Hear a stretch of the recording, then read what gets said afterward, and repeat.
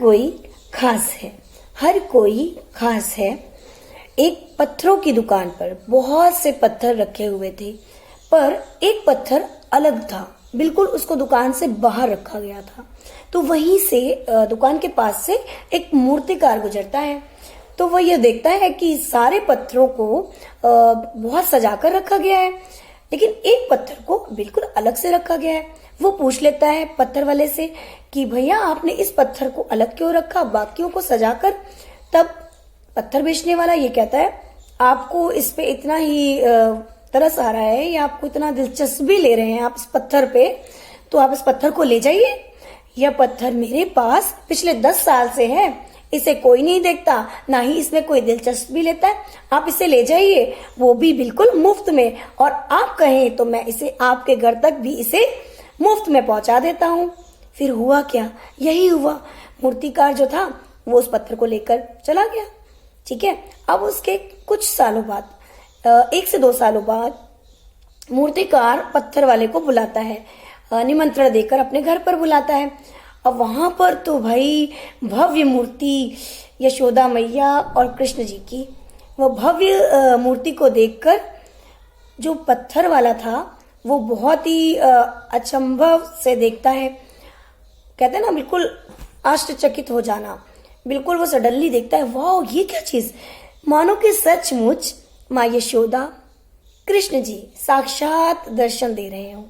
तो वो पूछ बैठता है इतना सुंदर मनमोहक अद्भुत सा भव्य देख के कि ये कहाँ से तुम्हें पत्थर मिले और तुमने ये इतनी सुंदर मूर्ति कहाँ से बनाई, इतने अच्छे पत्थर तुम्हें कहाँ से मिले। तब मूर्तिकार कहता है, आप भूल गए, आप ही ने तो मुझे ये पत्थर दिया था और आपने कहा था कि इसे कोई पूछता नहीं है, तो आपने ही मुझे दिया था। तो पत्थरकार जो था वो बिल्कुल उसको याद ही नहीं था। फिर उसको याद आता है, हाँ इसको तो मैंने ही दिया था। वो मन ही मन सोचता है और सोचते सोचते वो अपने वर्ड्स शब्दों को बाहर बोल देता है कि बताओ ये पत्थर तो मेरे पास 10 साल से था, इसे तो कोई देखता ही नहीं था, कोई पूछता ही नहीं था, और ये पत्थर तो किसी काम का नहीं था।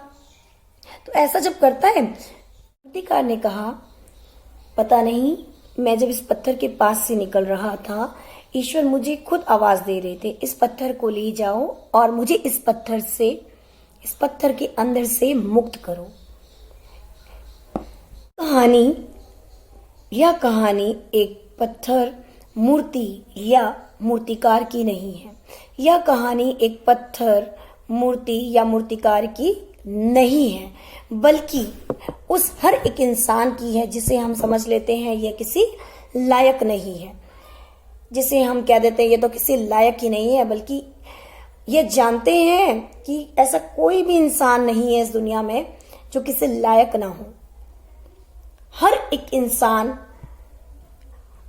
एक इंसान के भीतर रब बसता है, ईश्वर बसता है, और हर एक इंसान इस धरती पर कुछ ना कुछ उद्देश्य लेकर ही आया है। व्यक्ति इस धरती पर यूं ही नहीं आया, कोई मकसद है उसका, कोई मकसद, कोई उद्देश्य है, और कोई तो कुछ खास बात है उसमें, इसीलिए वह इस धरती पर आया है। तो हर एक इंसान के अंदर एक खास बात है। हाँ, कोशिश है तो उसे तराशने की, हाँ कोशिश है तो उसे तराशने की। बस अगर उसे पहचानने वाला मिल गया, बस अगर उसे पहचानने वाला, उसकी प्रतिभा निखारने वाला मिल गया, तो बात बन जाएगी। और ऐसे ही लोग हैं जो कुछ दुनिया में नाम कर जाते हैं, और ऐसे ही लोग हैं जो दुनिया में फिर अपना नाम कर जाते हैं। तो क्यों ना हम लोग भी अपने आसपास 1 या 2 लोगों की तलाश करें, उनकी प्रतिभा निखारने में उनकी मदद करें। हम लोग भी उनकी मदद करें, उनकी मदद के साथ साथ हम अपनी मदद करें, उन्हें तराशें और भीतर से उन्हें खुशी प्रदान करें, और हम भी खुश हों।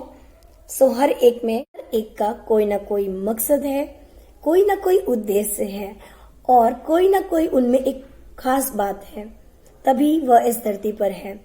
और हर एक व्यक्ति में कोई ना कोई खास बात है, कोई ना कोई खास बात है। आई होप आपको ये कहानी अच्छी लगी होगी।